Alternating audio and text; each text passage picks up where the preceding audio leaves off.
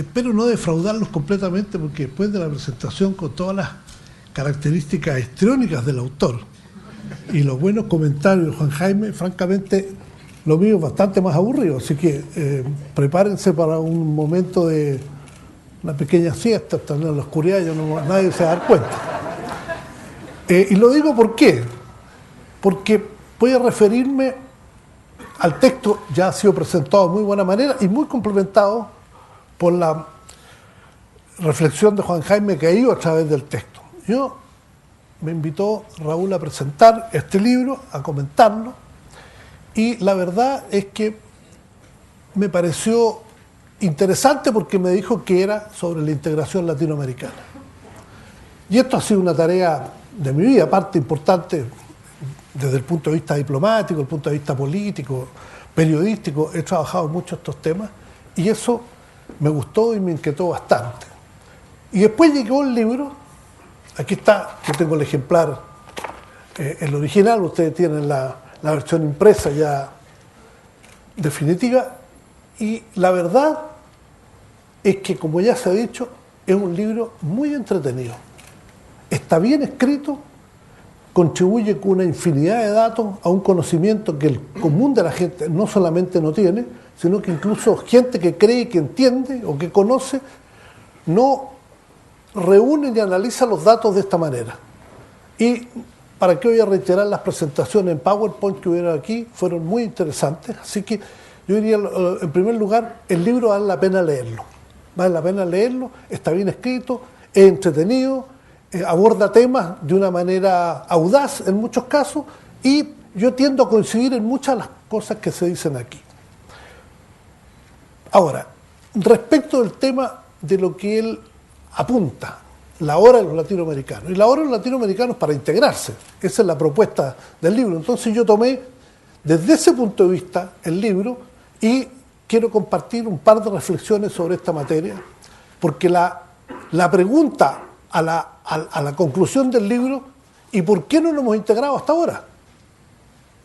Y la respuesta no es tan sencilla, y examinando, yo he estado trabajando sobre estos asuntos, y examinando, voy a tratar de ser muy sintético, pero complementa bastante bien lo que el libro expresa, con algunas cosas que no tienen por qué estar en el libro, pero que son esenciales respecto del proceso que ha vivido América Latina.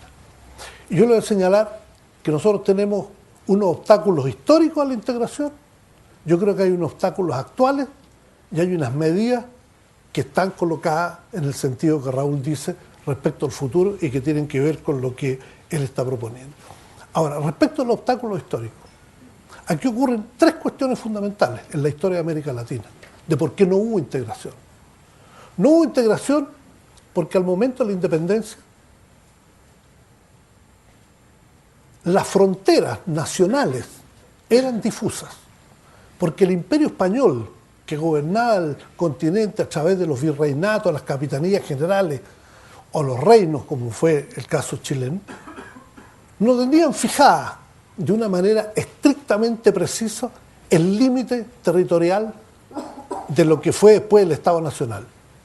Y un Estado Nacional máximo en el siglo XIX tenía necesidad imperiosa de saber exactamente hasta qué punto ejercía la soberanía y la jurisdicción y hasta qué punto o de ahí para dónde le correspondía al próximo. Qué río, qué montaña, en fin, qué accidente geográfico o qué determinación había.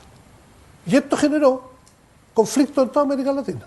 Podría pasarme la tarde contándole, y Raúl, lo que conoce bien, sabe que hubo en toda la región conflicto por este tema, porque para implantar el Estado Nacional se requería este asunto. Y esto se prolongó tanto que el último conflicto armado que tuvimos, con pocos muertos, fue en 1995, la famosa guerra de la Cordillera del Cóndor entre Perú y Ecuador.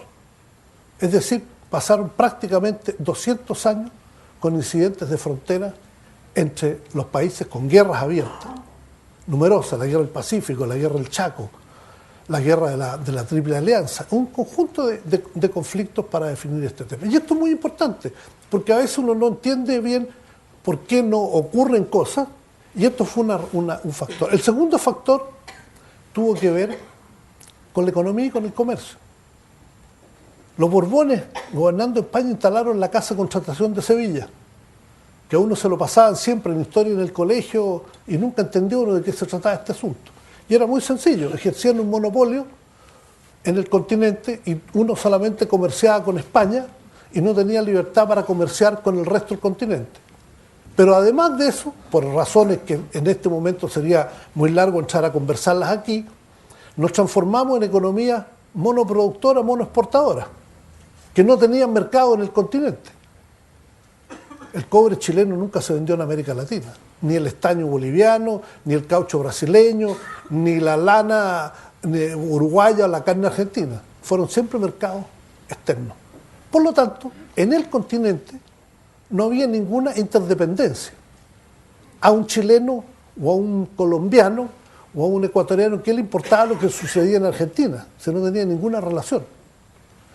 Y para agravar el tema, el tercer factor, en mi opinión, fueron la emergencia inmediatamente de caudillos para dominar los países que ellos liberaron.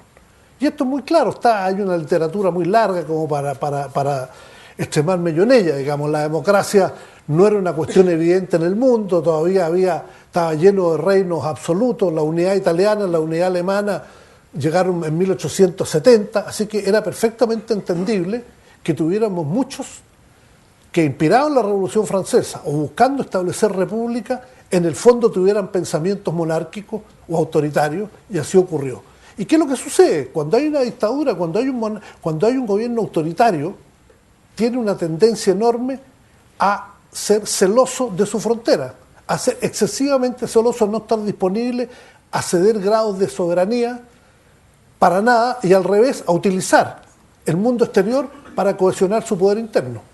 Así que está demostrado también que hay numerosos dictadores o regímenes autoritarios latinoamericanos que usaron estos elementos para cohesionarse internamente. Y esto pasó a través de un siglo completo. Y aquí hubo unas oleadas latinoamericanas. Si empezamos a hablar del siglo XX, a mediados ya, hubo una oleada democrática después de la Segunda Guerra Mundial. Hubo una oleada democrática en los años 60, donde se firmó el Pacto Andino, un gran e interesante esfuerzo de integración en la época, según los modelos de la época. En los años 50 se firmó la ALALC, la Asociación Latinoamericana de Libre Comercio, que también buscaba acercarnos. Luego vino esta otra oleada que se llamó de la dictadura de la seguridad nacional y de la crisis de la década perdida, que se llamó de la década de los 80. Y terminamos desembocando, como ya se dijo aquí, en los años 90 en democracia. Entonces, estas descripciones más generales que ha hecho Raúl, perfectamente atingente, cuando uno las va colocando más en la contingencia política, empiezan a combinarse y empieza uno a entender de mejor manera por qué el proceso de integración no ha andado más rápido, no ha ocurrido como en Europa. Yo no quiero hacer digresiones largas porque uno puede entrar en una especie de análisis comparado con Europa y es bien difícil y muy complicado. Pero yo quisiera decir lo siguiente. Hoy día, a partir de los 90, tenemos instaladas las democracias en América Latina, salvo el caso de Cuba. En todos los otros países los gobernantes se han elegido en general a satisfacción de sus electores, incluso en los países donde ha habido crisis política, como el Ecuador, por ejemplo, se han sustituido presidentes buscando mecanismos democráticos para sustituirlos. Segundo, el comercio empezó fuerte en América Latina a partir de los 50, después de los 60, y hoy día es una cosa de interés. Una cifra chilena, en el año 58, que la acabo de mirar, el comercio exterior de Chile, su exportación era el 50% a Europa, el 40% a Estados Unidos y el 10% al resto del mundo, incluido América Latina. Eso, si uno mira solamente el caso chileno, ha visto cómo ha cambiado. Hoy día tenemos excepcionalmente, puede ser que se mantenga un 35, un 40% en el Asia, un 20 y tantos en Europa, y después tenemos entre Estados Unidos y entre Norteamérica y América del Sur, 20 y 20, con una cosa interesante, que mucha exportación de valor agregado chilena se deposita en los mercados latinoamericanos, por lo cual a Chile y a otros países latinoamericanos le empieza a interesar o empieza a existir un cierto sentido de interdependencia, y por lo tanto hay base para fomentar la propuesta de Raúl Rivera.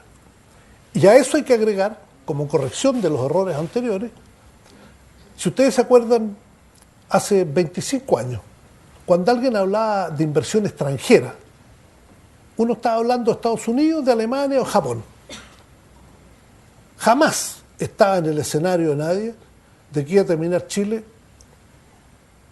con sus empresas desplegadas por el continente en distintos sectores y que finalmente otros iban a empezar a hacer lo mismo, los brasileños, los peruanos, los colombianos, los argentinos, y hoy día tenemos una realidad económica, comercial y de negocio en América Latina que es una gran base de creación de interdependencia que terminó con el obstáculo histórico y que nos ofrece una gran oportunidad para salir adelante. La tercera cuestión, tenemos despejados los temas de frontera. O sea, no hay conflictos de frontera en que estén. Tenemos un caso como el presentado por el Perú. Yo lamento mucho porque a propósito de las mezclas latinoamericanas, yo tengo familia peruana, familia argentina y familia boliviana. Así que es una cosa en que comprueba la tesis tuya, digamos. Tengo nietas bolivianas, tengo yerno boliviano, tengo antepasados peruanos, antepasados argentinos, así que somos todos un crisol de esta cosa. Y esta cuestión peruana, francamente, es uno de los últimos resabios de las creaciones de cosas que tienen que ver con la cohesión interna o con objetivos políticos que le planteó Chile y lo llevó a La Haya. Como esto está previsto en los tratados internacionales, nosotros nos estamos defendiendo en La Haya y habrá un fallo. El fallo nosotros estamos convencidos que va a ser favorable a Chile, pero esto no va a dar origen a un conflicto mayor, o esperamos en todo caso que no sea así, a pesar del tema de la compra de armamento. Pero ¿cuál es el problema de hoy día? Los obstáculos de hoy, no los anteriores que lo hemos despejado. Es que todo esto exige además institucionalidad. Y segundo, exige hacer ciertas tareas que nosotros, no digo que nos hayamos olvidado, pero que no hemos hecho adecuadamente. De institucionalidad se ha colocado el caso de Chávez, el caso un poco del presidente Correa en Ecuador, lo que ocurre en Nicaragua, pero en otros países también.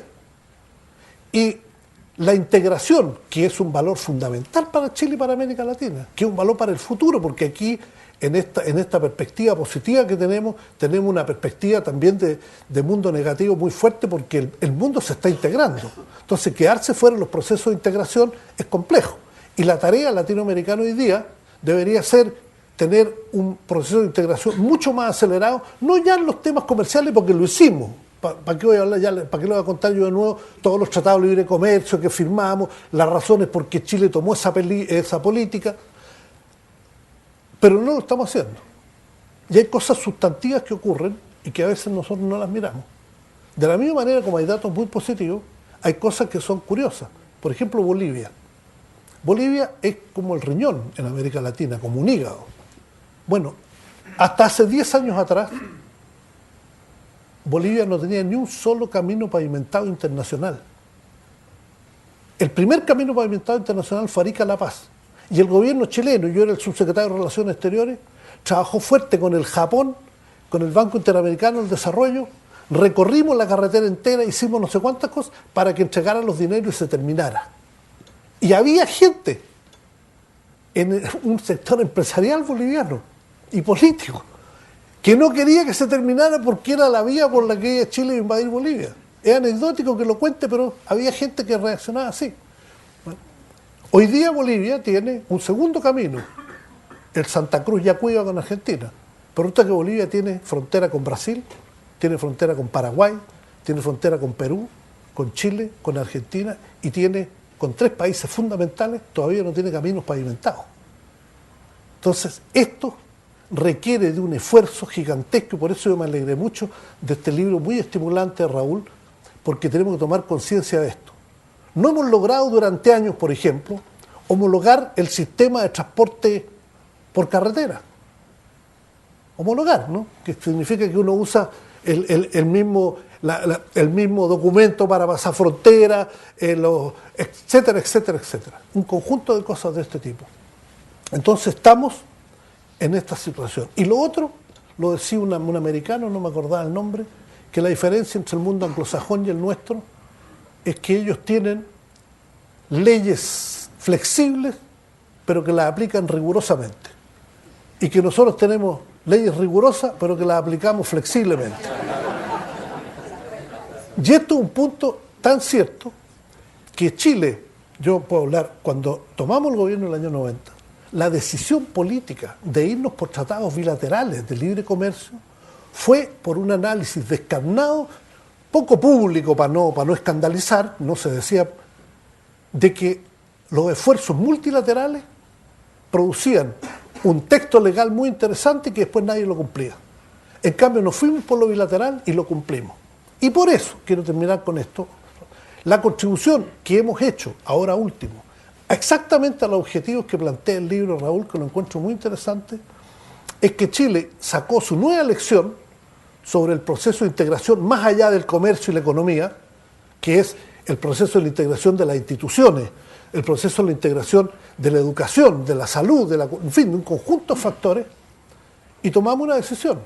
Y a lo mejor ustedes se acuerdan del título, del nombre, que fue el Tratado de Maipú de Integración de octubre del año pasado, con la presencia de las presidentas Bachelet y Fernández, y ese tratado es bilateral y pretende iniciar de manera seria el proceso de integración. ¿Por qué? Porque en un tratado bilateral uno está obligado a cumplir lo que compromete. En cambio, los tratados más multilaterales aquí en América Latina no se han cumplido. Todos los tratados de libre comercio nuestros, bilaterales, se han cumplido rigurosamente. Los tratados de promoción y protección de inversiones también tienen valor porque son bilaterales. Los tratados de doble tributación igual. Bueno, los tratados de integración que han sido todos multilaterales han quedado todos a medio de cumplir camino. Incluso el Mercosur, que tuvo virtudes políticas muy grandes, ahí está paralizado. Entonces, este tratado con Argentina tiene prevista cosas, por ejemplo, un túnel de baja altura ferroviario aquí en el Cristo Redentor, para ser ejecutado por los privados. Pero es la decisión política de hacer procesos de integración fuerte. Hay un túnel vial en Aguas Negras que une la provincia de San Juan con la región de Coquimbo. En fin, hay un conjunto de factores, cooperación policial, judicial, que evitaría incidentes como los que hemos tenido en los últimos días. Hay un conjunto de factores y queremos aplicarnos a eso y creemos que si esto funciona y al gobierno actual le está correspondiendo llevar adelante la tarea y funciona bien unos 4 o 5 años, vamos a poder invitar después a otro país, por ejemplo Uruguay, y ir avanzando de esa manera, paso a paso, pero de manera concreta y no perdido un poco en la nebulosa que esta cosa latinoamericana tan estereotipada que tú desmientes, es cierto, está bien desmentirla, pero que algunos elementos tiene de realidad, digamos. Que hay cierta cosa que de repente somos folclóricos. Hay cuestiones que no seguimos con rigor completo los objetivos que nos hemos propuesto, las promesas que hemos hecho. Esto también existe. Entonces creo que este camino práctico, Chile, que es un país mejor organizado que la mayoría, que es más burocrático pero que va avanzando, puede ser un cumplimiento de esta aspiración, un primer paso de cumplimiento de la aspiración plantada en el libro Raúl. Muchas gracias.